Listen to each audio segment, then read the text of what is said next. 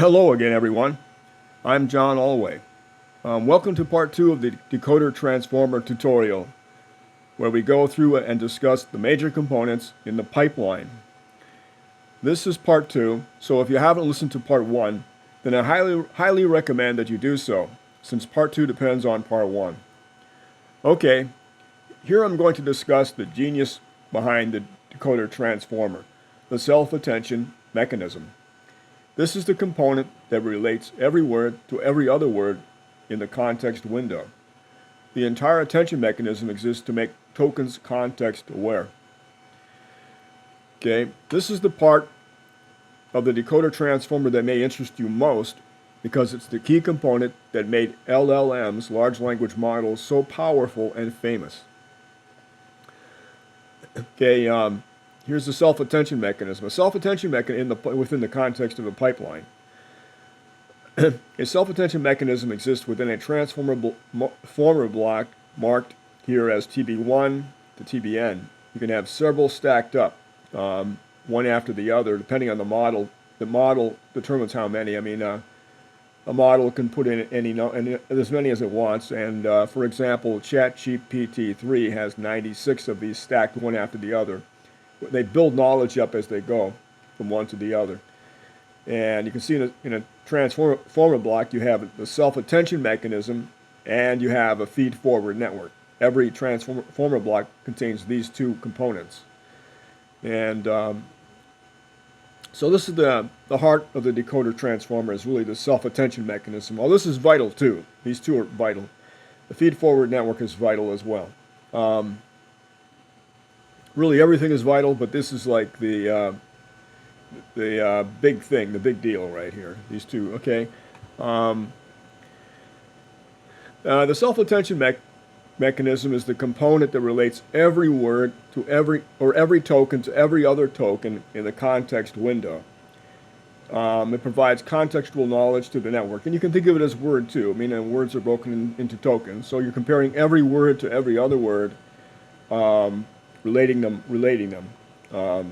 In the context window, it can be quite large. Like, for example, GPT-3 has 2048 token context window. So it's like 2048 words. So, for example, if there's an input sentence that is, "What is the answer to life, the universe, and everything?" This mechanism will compare every word, like what to is, and what to the, and what to answer, and then is to what, and is every word to every word to every other word. But you have 2048 in these context windows, so it's a lot that's compared. And they're compared in one shot because everything's done in parallel. Anyway, and then I'll spend some time on a few details of this in the next few slides. This part will be the hardest part of the tutorial. Okay, now the self-attention head, or attention head. So we'll look at the self-attention head. The self-attention mechanism usually has several attention heads, self-attention heads, and it can have one, but for any serious model, it's going to have several, and GPT-3 has 96, in fact. But we're going to look at one head and how it operates. And this is an overview of how it operates. In the next few slides, we'll go into detail on each and every one of these elements. So this is sort of a map of where we're going. Here I will give the 5 basic steps an attention head goes through to alter the embedded input matrix. And here's what I mean by the embedded input, which is basically the word, the sentences, the context window is the embedded input matrix. What's the answer to life, the universe, and everything. Each of these represents a word. E1's one word, or a token. E1, E2. These are the token vectors, or vectors that represent the words in the sequence in the context window. And I call that E. And that's a matrix, E, of vectors. And this right here is transposed, which means that instead of being horizontal, think of this as up and down, vertical. the matrix is up and down, E1, and under E1 is E2, and under E2 is E3, etc. So it's it's a vertical vector by the format we have here. Okay. This map right here gives a compact overview of the computational steps used to make all the words aware of each other. This is how that's done. These are the steps, the big view step, big aerial view of what the steps are.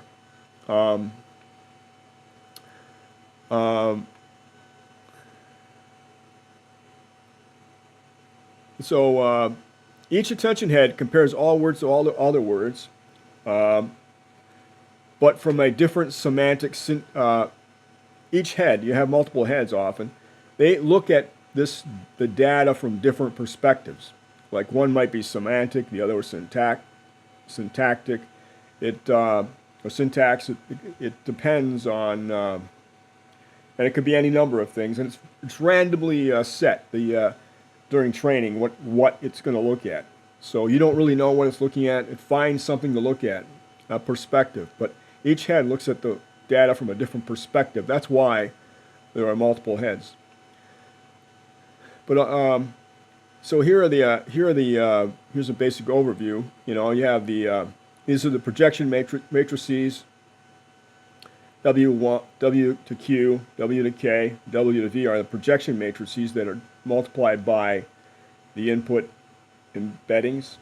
And with that, you get query matrix, a key matrix, and a value matrix. I'll describe what those are later on. And then remember, this is the big picture view of what's going on. And then you take the query and key matrices and multiply them, dot product them together to get an attention scores table. This square root of DK normalizes the values.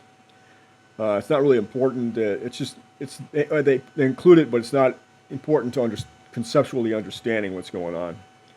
So you get an attention scores table for every word to every other word.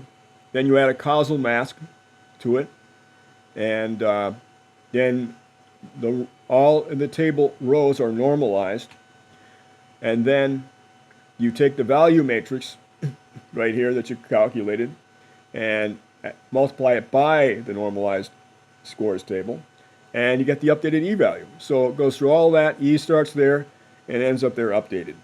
So that's the basic idea. So I'll describe each step in the upcoming slides to come.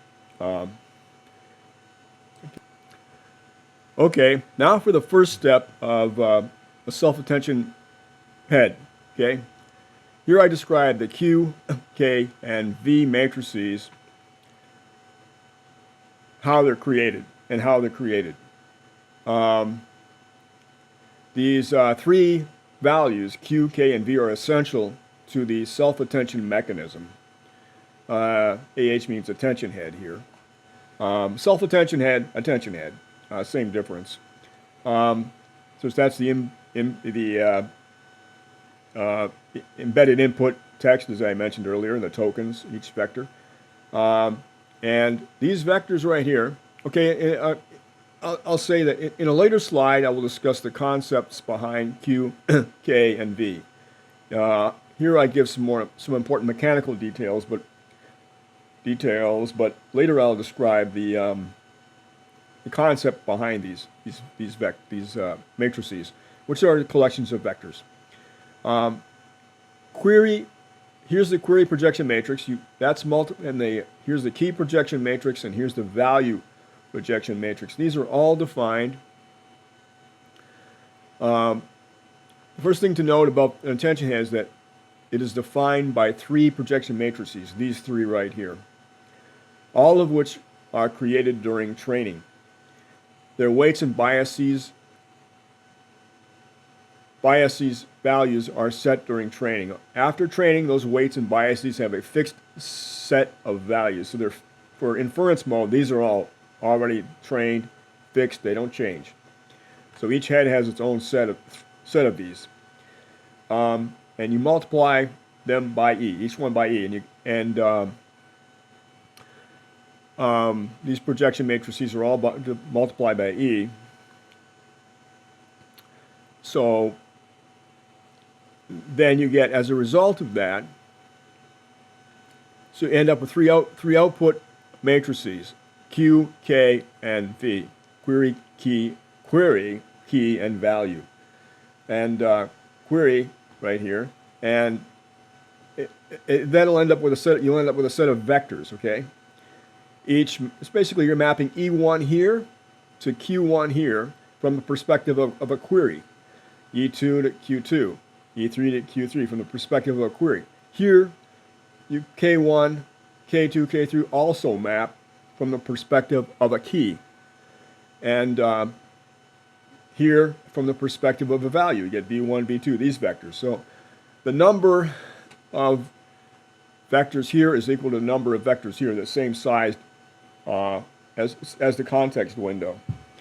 Okay, so that basically, that's how you calculate these matrices Q, K, and V. And also, I should also point out these operations are very fast due to massively parallel architecture that calculates all vectors for all self-attention heads at once. So they're put in a big vector and multiply all at once. And it's very GPU friendly the way it's set up. So yeah, it's very fast. And also these I right here, the superscripts are query, key, and value, as you probably know. I is the attention head number, because as I said, there can be multiple heads, up to 96 heads. Well, more than 96, but ChatGPT 3 has 96 heads, to give you an example of how many there might be. So that's what that subscript represents, the head number. Okay. All right. Okay. Now, how the attention scores are calculated that relate words to other words, and the causal mask. This is where the self-attention mechanism scores the value of one word to another. It tells how much attention one word should pay to another. This table is where all of the values are mixed and relationships between words become established over millions of documents and iterations. The calculation is this. Once we have Q and K, as we have calculated, as we had shown in the prior slide, once we have these matrices, the next step is to take the dot product of Q by K. This is the transpose of it, because you want to transpose to make it multipliable.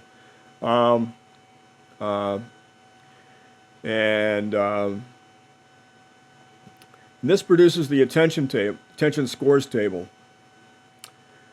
And you can see all of the K vectors, all the key vectors, and all the Q vectors, all the that is all the query vectors.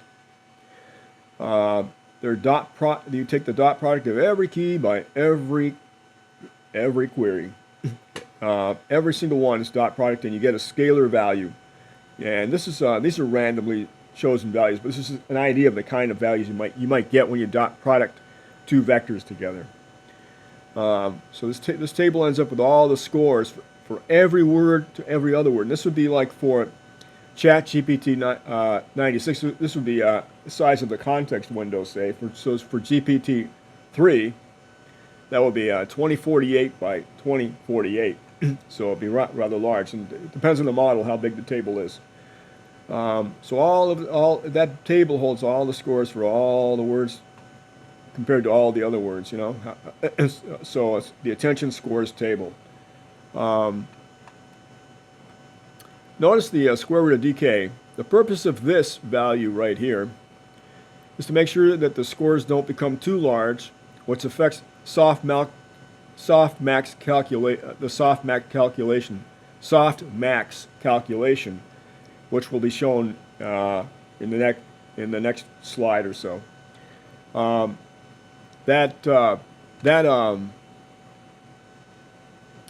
Yeah, so it's kind of making sure the numbers don't get too large and hard to handle. And dk is the dimensionality of the key vectors. So there's a score for every single word that is input. Every word has a query vector, and every word has a key vector. The row holds the queries, and the columns the keys. When you dot each row's query by each column's key, you get the score when you compare one to the other. The higher the score, the more related the two words are. So the higher the score, the closer they are. The lower the score, the less related they are.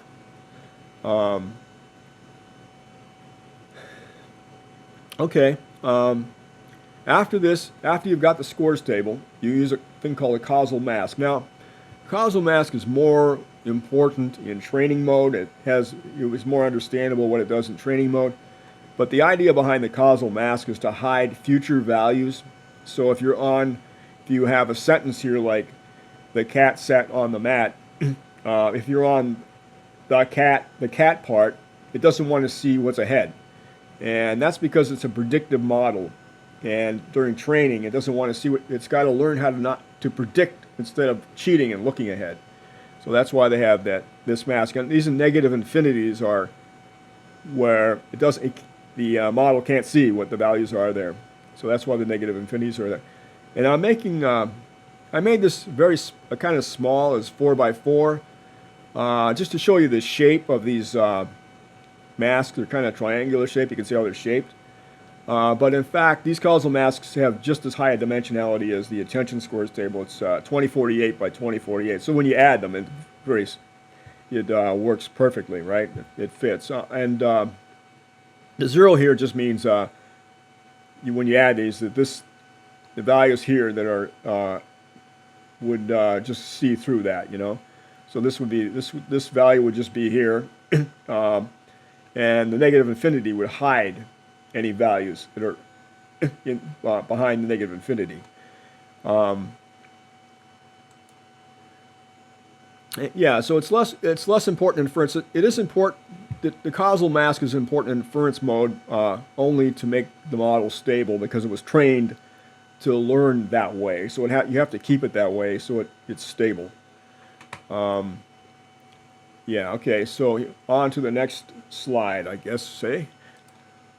Okay, now to softmax. Okay, here we apply a function called softmax to each row of the table. Each row here gets softmax applied to it to normalize the rows. Softmax is used a lot in AI applications. Here it is used because we want all rows and values to mix at the same scale. Softmax is applied to each row of the attention scores matrix after the causal mask was added. So we added the causal mask to the attention scores table. It's already been in there. You can see it here. Now you apply softmax. You'll see that when you take negative infinity and apply softmax to it, it turns it into a 0. That's why we use negative infinity. But using softmax puts everything on the same scale so that the relative importance of values is stable, and it keeps values from blowing up too large. Softmax normalizes a set. Let's say, what does softmax do? Softmax normalizes a set of numbers so that they meet two conditions. Number one, the numbers have to sum up to 1. All the numbers in a row that it's applied to, and here we're applying it to a row, must sum up to 1, and the size of any number must be in the range of 0 to 1. Now, those are the two conditions that softmax must meet, and that's what it does when you apply softmax to a row or to any set of numbers.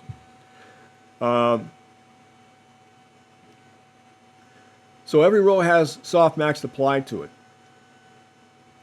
And here, after you've applied softmax, these are kind of, I just put these randomly in here, but this is sort of what you might see when you apply softmax. Remember, this is a little big table, 2048 by 2048 or whatever, depending on the model. And the attention scores are here now normalized with respect to each row. Okay. And I'm calling this attention table here A. So in the next slide, we'll use A as it'll represent this whole, the softmax attention table.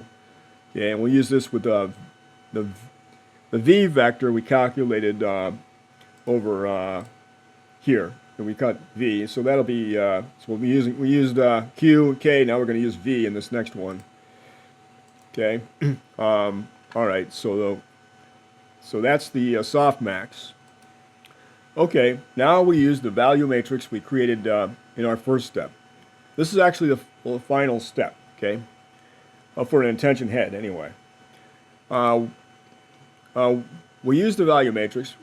We use use this value matrix with a normalized attention scores matrix A, value matrix and A. Multiply this by this to get the new updated embeddings. It's the new updated input tokens are now transformed into this. Okay. Now. Okay, this whole thing is the payoff for all of the prior steps, mixing the values mixing in the values using the attention scores table. So we've got the values here, we're mixing them in with the attention scores table. Okay.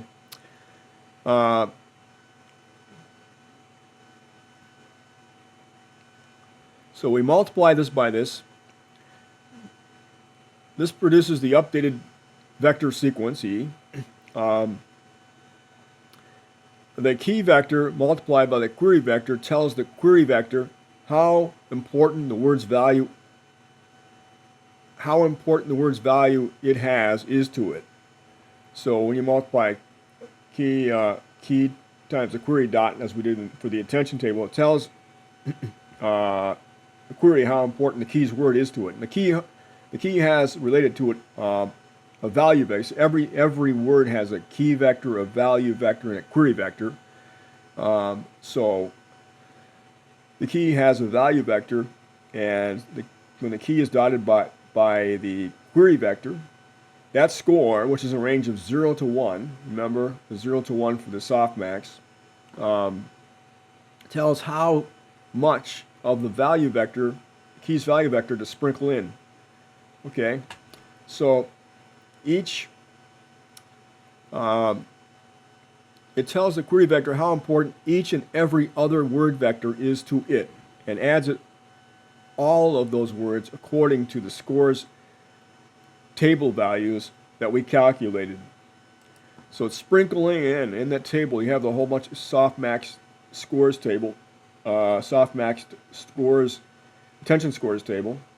You take the associated value vectors and sprinkle them in according to what these values are. So you multiply this by this, you multiply the score by the value vectors, and you sum them all together, and you get the new updated embedding vector, okay, for E. This is E1, and then you get E3, might be this E1 up to E2048, say, for GPT-3. So it's a context window's that big, so that's how many you would have.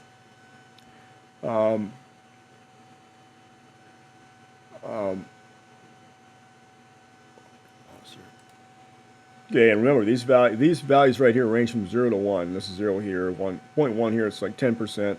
We can think of this as 10% of this vector. This is 40% of this vector that's being put in there.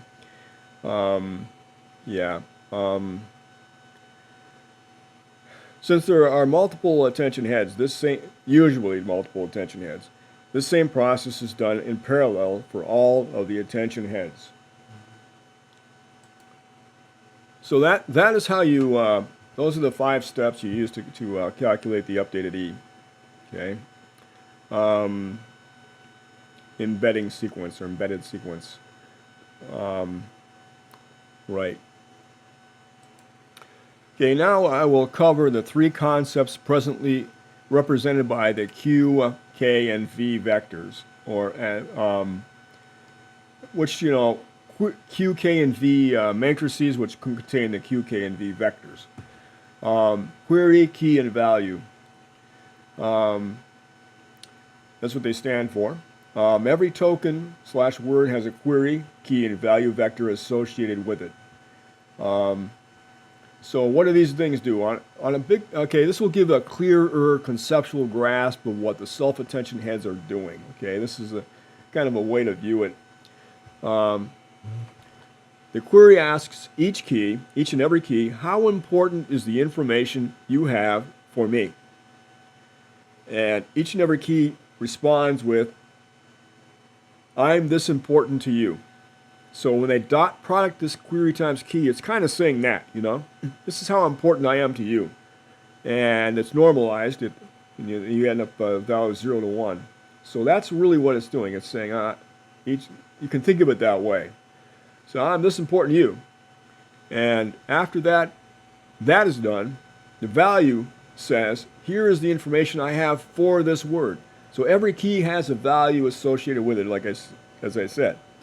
So when a query and a key combine, the query takes the value from the key that the key value has, and in the proportion according to how important it is. So if it's 10%, it takes it, multiplies by 10% of the value. So each value says, here is the information I have for this word. It supplies a fraction of the information determined by the score. And the score is when Q is dotted with K. Okay, so that's what's going on. That's how it kind of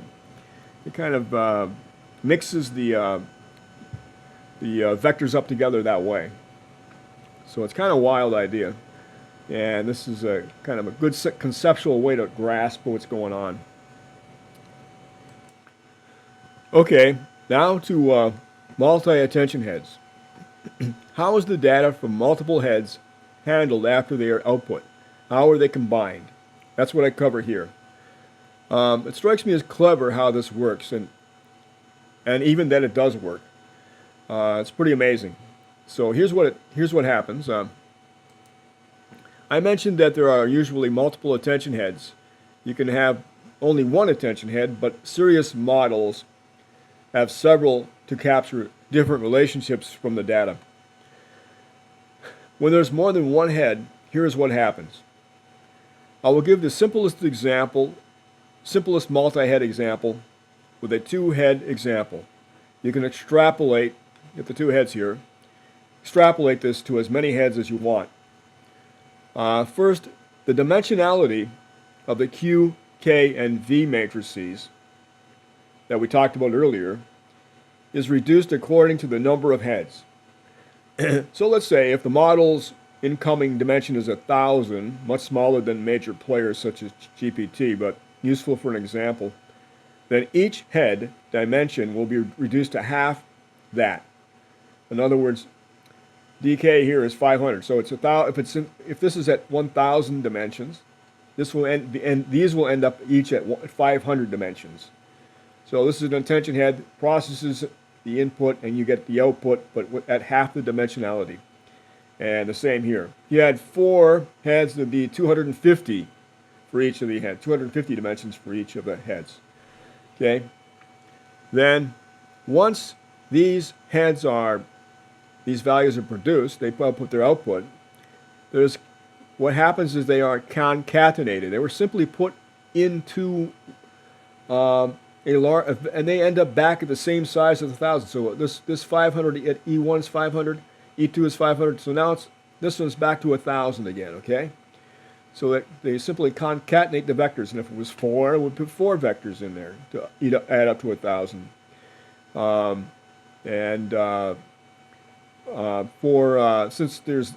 GPT-3, since there's 96 heads, it would be 96 vectors, and in fact, there are 128 dimensions apiece, and there's 96 128 dimension vectors stacked 1 through 96, and that ends up being equal to the dimensionality of that model of 12,288 dimensions. But for this one, simple one, we're having at 1,000.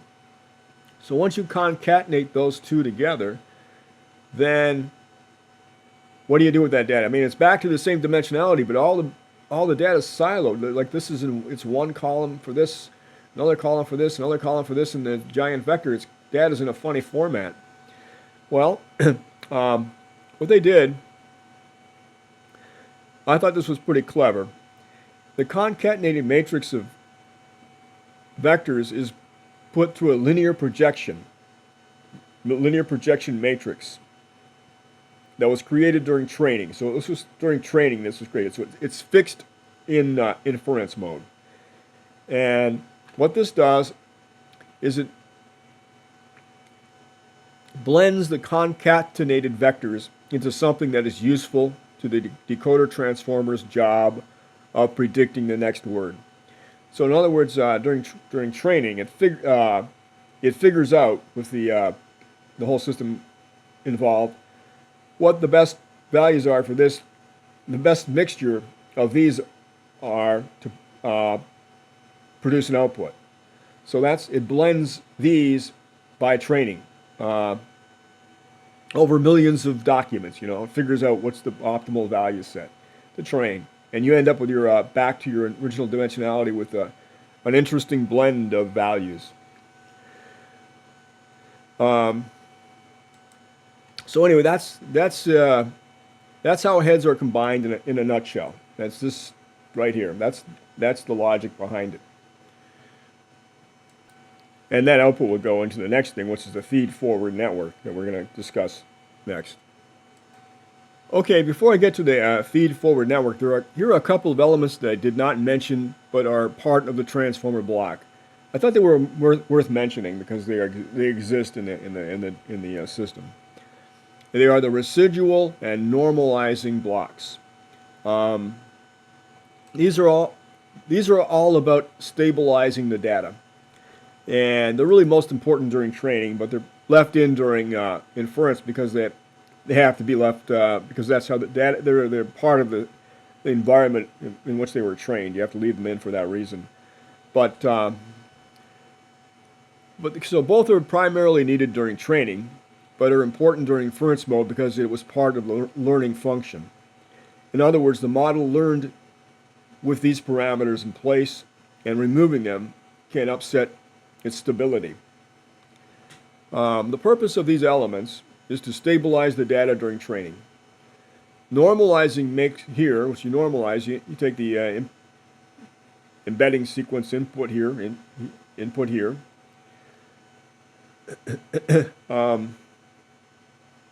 normalizing makes sure the data doesn't blow up too big or vanishingly small. It can't be too big or too small. So it makes sure the data stays in an optimal region of size region. Okay,